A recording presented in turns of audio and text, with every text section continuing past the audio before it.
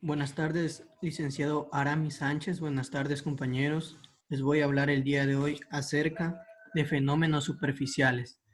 Las moléculas en el interior de un cuerpo interaccionan con moléculas similares, por lo que químicamente los enlaces también son bastante similares, sobre todo en cuanto a coordinación. Sin embargo, esto no sucede en el caso de las moléculas de la superficie, las cuales interactúan con un entorno diferente y tienen distinta coordinación que las del interior del sistema. Por tanto, sus propiedades son muy particulares. A los fenómenos que están relacionados en forma exclusiva con la superficie se les conoce como fenómenos superficiales. En los sistemas heterogéneos, es decir, en los que hay más de una fase, se forma una frontera que separa a todas estas, denominada interfase. Las interfaces pueden ser sólidas o líquidas. Interfaces sólidas.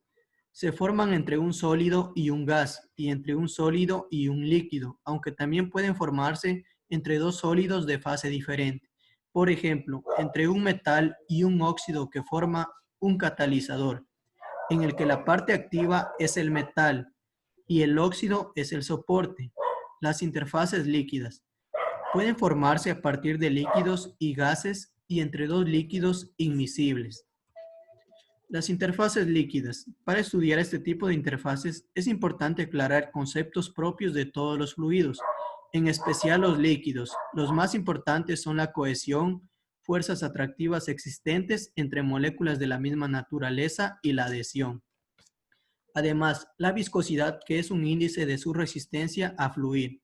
Por tanto, si el líquido es muy viscoso, influye con dificultad. Además, la viscosidad, que es un índice de su resistencia a fluir. Por tanto, si el líquido es muy viscoso, fluye con dificultad. La viscosidad se simboliza con la letra U. La unidad de la viscosidad en el sistema internacional es el pascal por segundo.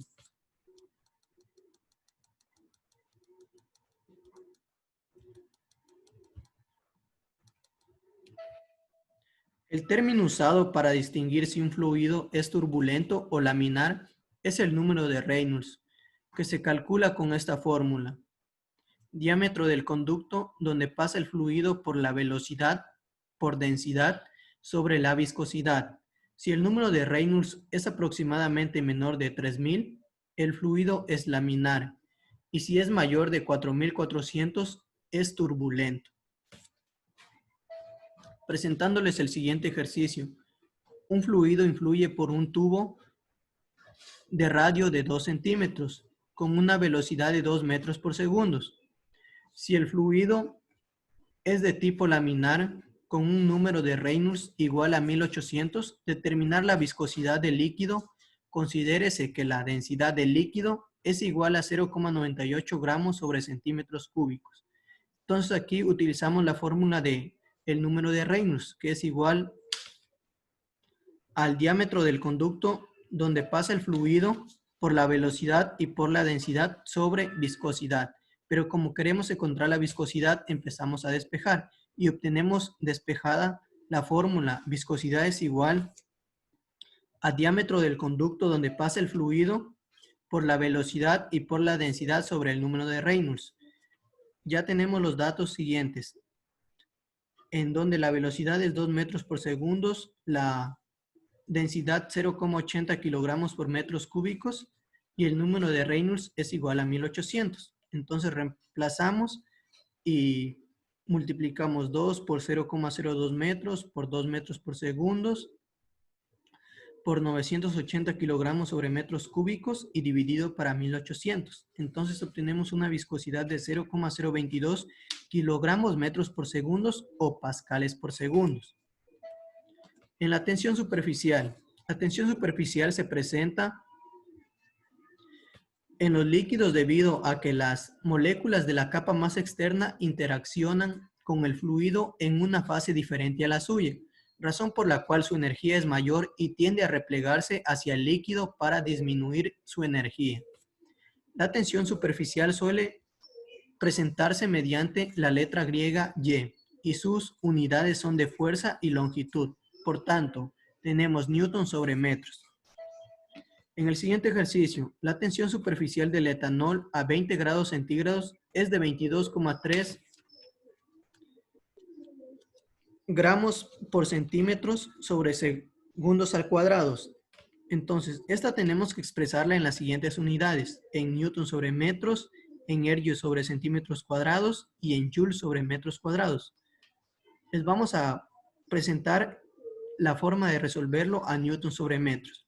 Entonces, para determinar la tensión superficial en unidades de newton sobre metros, se multiplica la tensión superficial en gramos por centímetros y sobre segundos al cuadrado por los factores de conversión respectivamente. Entonces, la tensión superficial es igual a 22,3 gramos sobre centímetros por segundos al cuadrado por 10 a la menos 5 newton sobre una DIN por un centímetro por 0,01 metros. Entonces obtenemos la tensión superficial que es igual a 22,3 por 10 a la menos 3 newton sobre metros. En la capilaridad, el término capilaridad, que tiene su origen en el vocablo latino capillus, que significa cabello, hace referencia a los tubos capilares, es decir, a tubos con un diámetro muy pequeño como un cabello. El fenómeno de capilaridad sucede en los fluidos y depende de su tensión superficial, la cual a su vez depende de la cohesión del líquido, que le confiere la capacidad de subir o bajar por un tubo capilar. La capilaridad es responsable de la formación del menisco en la parte superior de un líquido dentro de un tubo. Por ejemplo, el agua o el alcohol forman un mecanismo cóncavo. Sin embargo, en el caso del mercurio, la cohesión entre las moléculas es mayor que la adhesión al capilar, lo que hace que el líquido descienda a un nivel inferior y su mecanismo sea convexo. Las superficies sólidas. La absorción es muy común en las superficies sólidas debido a que sus átomos tienen menor coordinación que los presentes en el seno de material, razón por la cual también su reactividad es diferente. La fuerza para fijar moléculas o átomos en una superficie depende de la naturaleza del sólido. Es importante destacar que puede haber situaciones en las que la absorción sea tan fuerte que impida que más moléculas sean absorbidas. A ese fenómeno se le conoce como envenenamiento de la superficie. En la absorción se distinguen dos tipos, dependiendo de la fuerza del enlace formado entre el sustrato y el absorbato. En la absorción física, se caracteriza porque la interacción entre el átomo o la molécula con la superficie es débil e independiente de la naturaleza del sustrato.